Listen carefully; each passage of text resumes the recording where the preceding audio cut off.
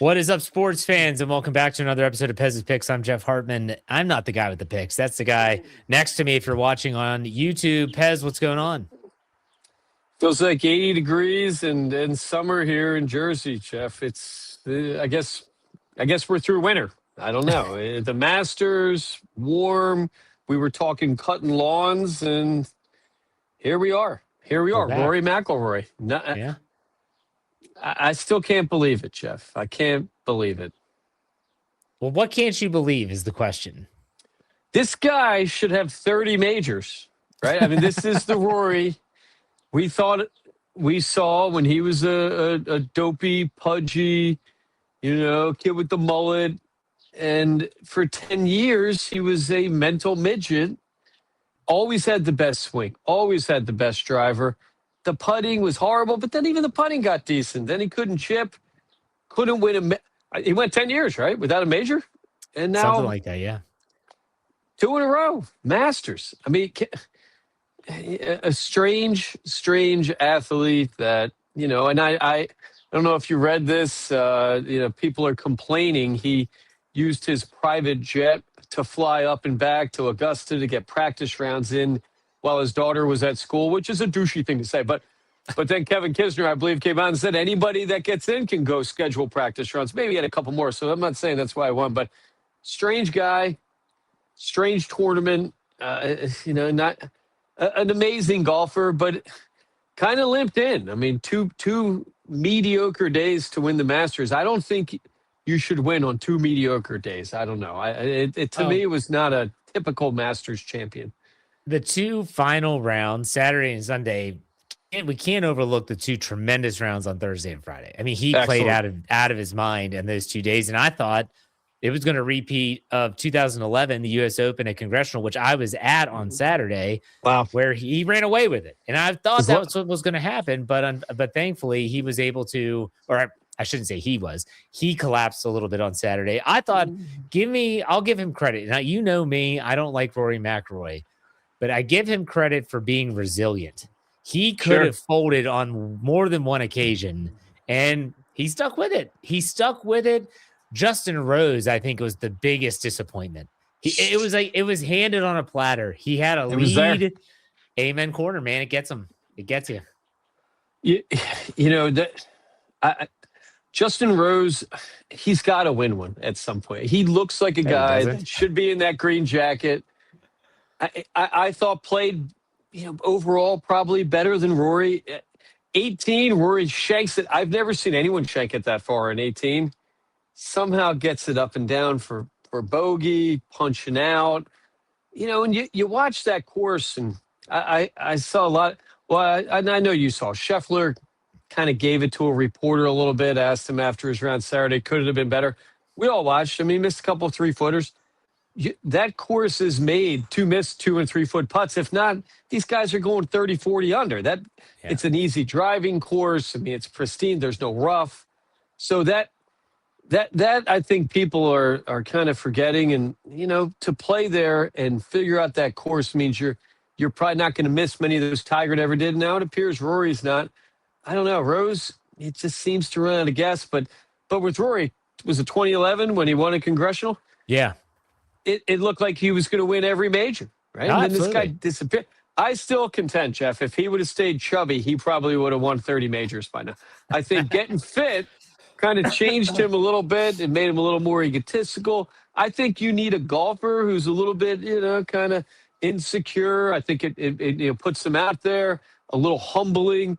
He walks around now puffing that chest, Jeff. I can't take him. I like him less now that he won the second one than I did.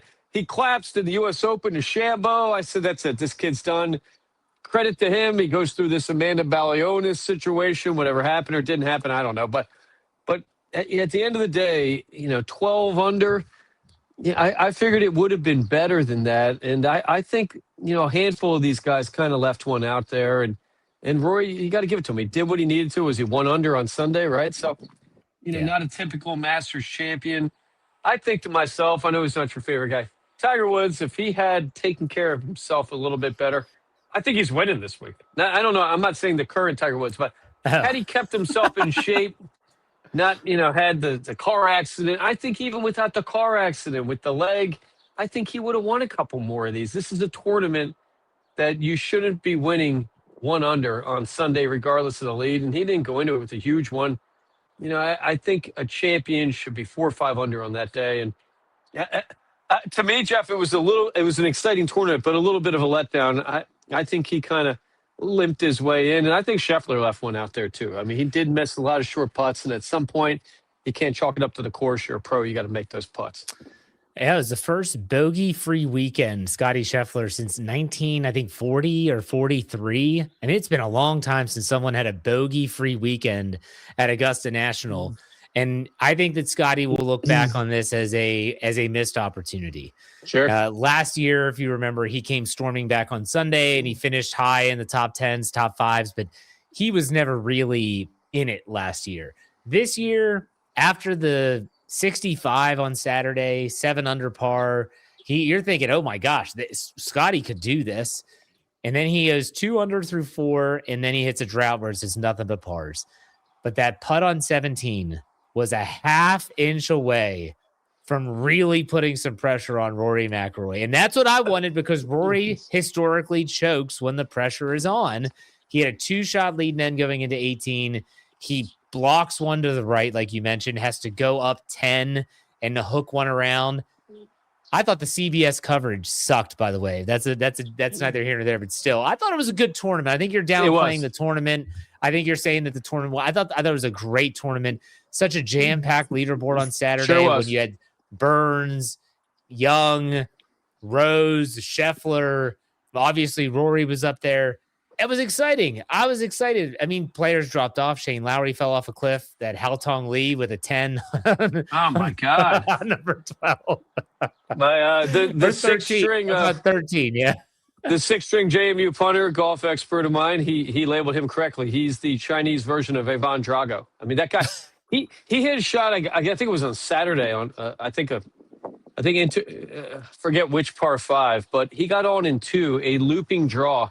It was like a Tiger shot back when Tiger was hitting 300-yard 3-woods, and an amazing golfer, that guy. But how do you put up a 10? How does Lowry play like he does? And what did he put up, 80, I think, on Sunday? Yeah, I mean, he struggled. I mean, an 80 for a guy, you wonder about Liv too. You look at that, all the Liv guys kind of collapsed as things went on. Koepka looked like a guy, couple shots, you're like, this guy's winning more majors. Then he kind of runs out of gas. I don't know. I think Rory, and I've always said this, is the best golfer maybe ever. But he's not the best competitor ever. And he too seemed shocked that he was winning, I think, on Sunday. I think he was running out of gas. Saturday, he looked tired.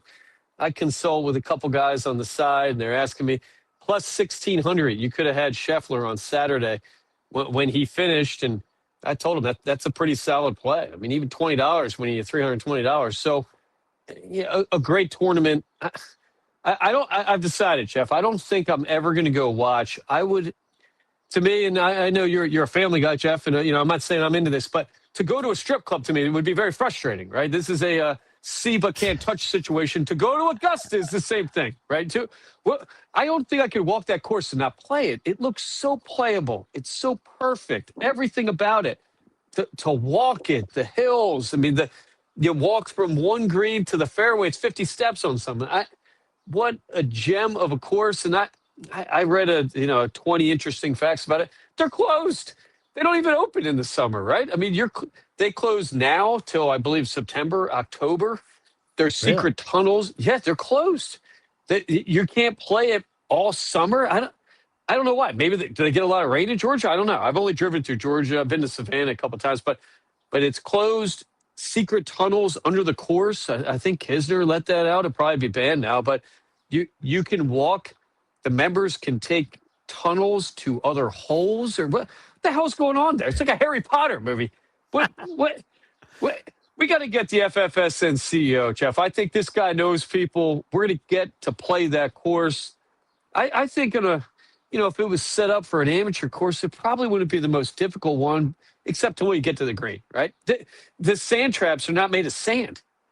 they're made of some sort of material. I never knew this either. I don't even know. I forget. I think it's quartz. So it's a part of America unlike any other. It's one of my favorite sporting events, and I loved it, Jeff. It was exciting. I just hated that you thought there's a playoff. This is going to be a playoff of all playoffs. Scheffler, McElroy, maybe Rose in there, maybe three guys, and it's kind of anticlimactic to me a little bit. In a way, I don't know. You're not an HBO guy, Jeff, are you? No. DTF St. Louis, whatever it is, a huge letdown, Jeff. I don't even want to talk about it. I want to be a spoiler alert guy. A huge letdown in the last episode. Jason Bateman, great show, but the last episode, you're like, oh, just kind of a letdown. And where does Rory go from here? I mean, the way he drove that ball, especially those first 2 days, I think he's going to be tough to beat going forward, especially in the British. And, the U.S. Open's always a crapshoot depending on the course and stuff. But I think Rory has some more majors in him. He did seem like a guy, he seemed a lot different than he did over that 10-year streak. And it's going to be interesting betting going forward. Does Koepka have another one in him? Spieth closes. I mean, he gets close. And, how's Max Homa? How's this guy finishing top 10 in the Masters? He's almost off the tour last year, right? I mean, what? Hey, he gets invited back next year now. Top 12, including ties, to get welcomed back next year. They do it right? I mean, they do it right. It's secretive. It's special. I mean, it's probably full of rich people. I think Peyton Manning's a member. I'm pretty sure. So I don't know if I'm ever going to get my nod to be a member, but at some day we are playing that course, Jeff. I'm going to talk to that CEO tonight. We'll take the chopper down there. That sounds good. All right, so let's leave the Masters now and let's turn to other sports that are going on. It is a great time of year with the NFL draft coming up. We'll talk about that next week. Major League Baseball is kind of really hitting its stride. Most teams have over 10 games under their belts already. Let's talk baseball first before we go to the NBA. What's your take on baseball early on? Your Pirates, 10-6, Jeff. I mean, you did talk about this early on. Projected now to maybe contend for the Central there. They're hitting the ball, man. Look at runs scored. Look at runs scored for the Pirates. They are putting up runs, man. They put up 16 on the Nats last night. And with Skeens, I mean, you've got one of the best pitchers in the last 10, 20 years. Can anyone beat the Dodgers is going to be the big question, I guess, as we get through this season. They've probably gotten better. The Braves are looking decent. Philadelphia Phillies got to make moves. I'm almost moving on from that team. How can you have a 500 team with that kind of bad situation they have? And not to change course, speaking of Philly, big Flyers win, Jeff Leslie. I'm not a huge I don't gamble on hockey. I think that's ridiculous. But a huge win for the Flyboys making the playoffs. So, you know who they play, right? They played Rod Brindamore, right? No, do you know who they're playing in round one? Oh, I do not. Who is it? They're playing Pittsburgh. It's Penn's Flyers. Is Kasparaitis and Mario Lemieux still playing, Jeff? I kind of gave up when Lindros got knocked out by Scott Stevens.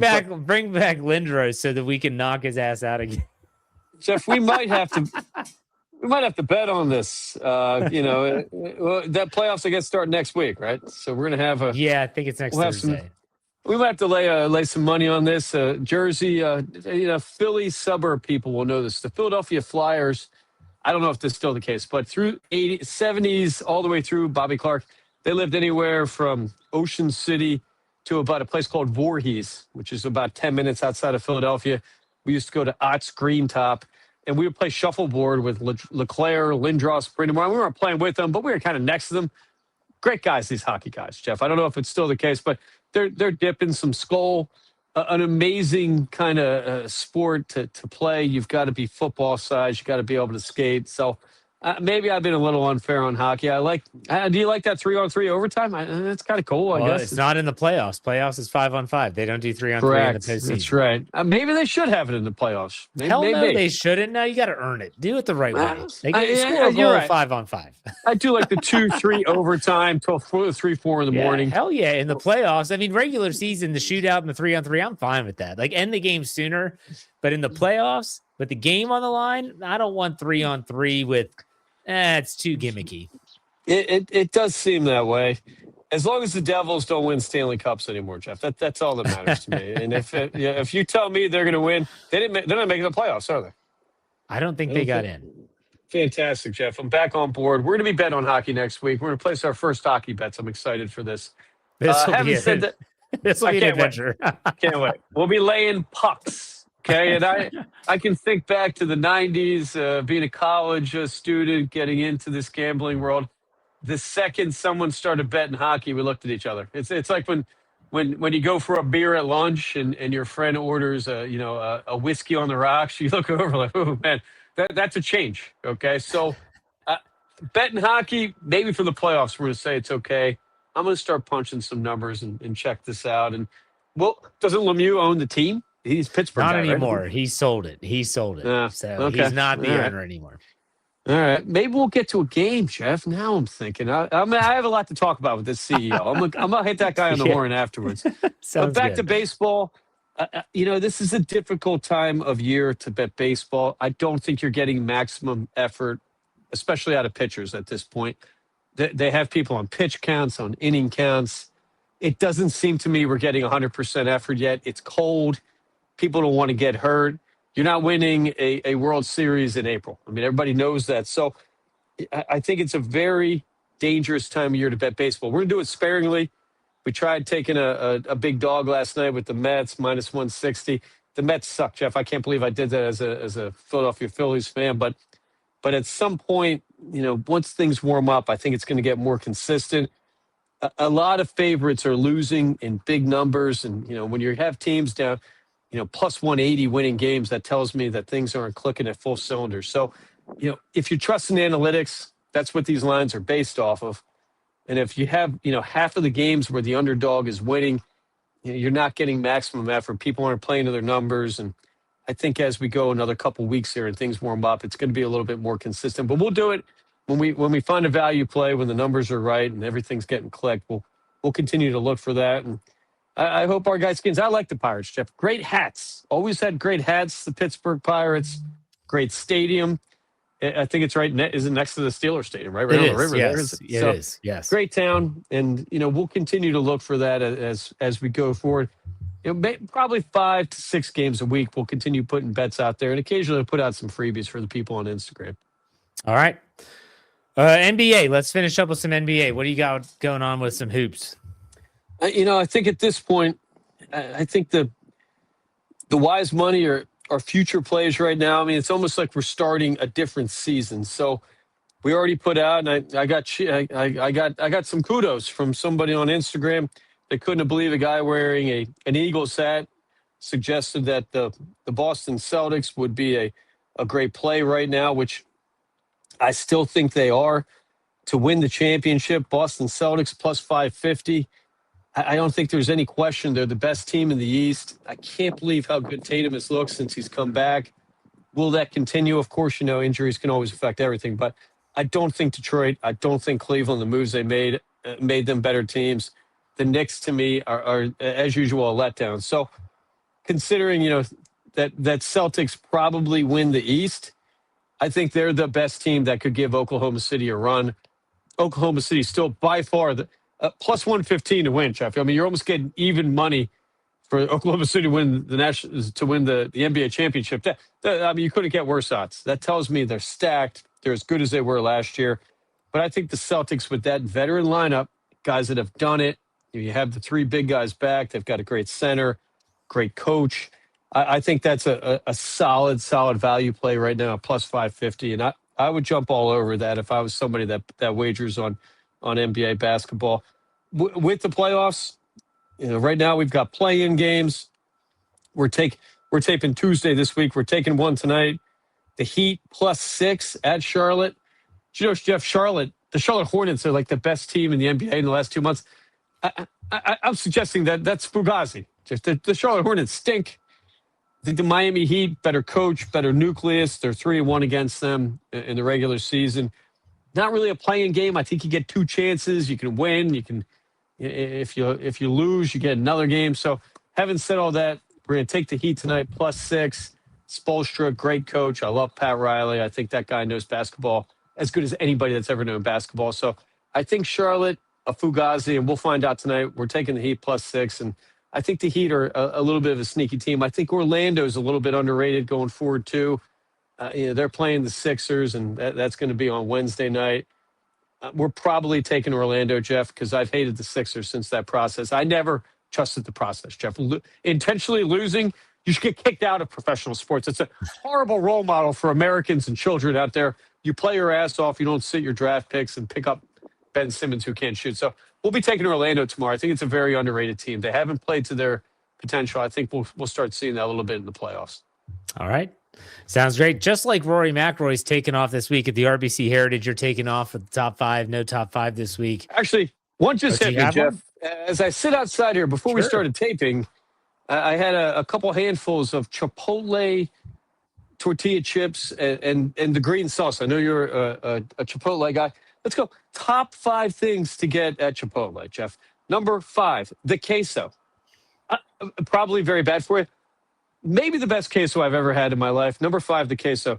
Number 4, the chips. We're just going to give them their own category. Number 3, the Mexican Coca-Cola. A delight, Jeff. I don't know what they put down there in Mexico. I don't want to know. A delight. Number 2, and I can't believe I'm saying this, the Chipotle burrito. And for whatever reason, I think it's my son and my wife, the Chipotle bowl is beyond a meal. If you had a Chipotle bowl, I think you can survive a month without eating it. It's like a python eating like a cow or something. The amount of value you get in the Chipotle bowl. This week I had the special chicken, the Al Pastor chicken. I go chicken, white rice, black bean, veggies, the jalapeno corn salsa, the guac. Unbelievable value, Chipotle. Unbelievable. The greatest fast food restaurant ever created. That's our top 5 of the week. Number 1, get the bowl. Used to not get the chicken, Jeff. You talked me into that. You need to get the meat, especially summer. You got to bulk up a little bit for the ladies out there. You know? Hell yeah, you got to get the protein, man. You can't need the protein. Yeah, absolutely. I love Chipotle. My kids love Chipotle. It's really freaking expensive because I have a big family, but still, it's That's true. That's true. All right, Pez, it's been a great show. Enjoy the weekend, and we'll talk next week. Take it easy. Later.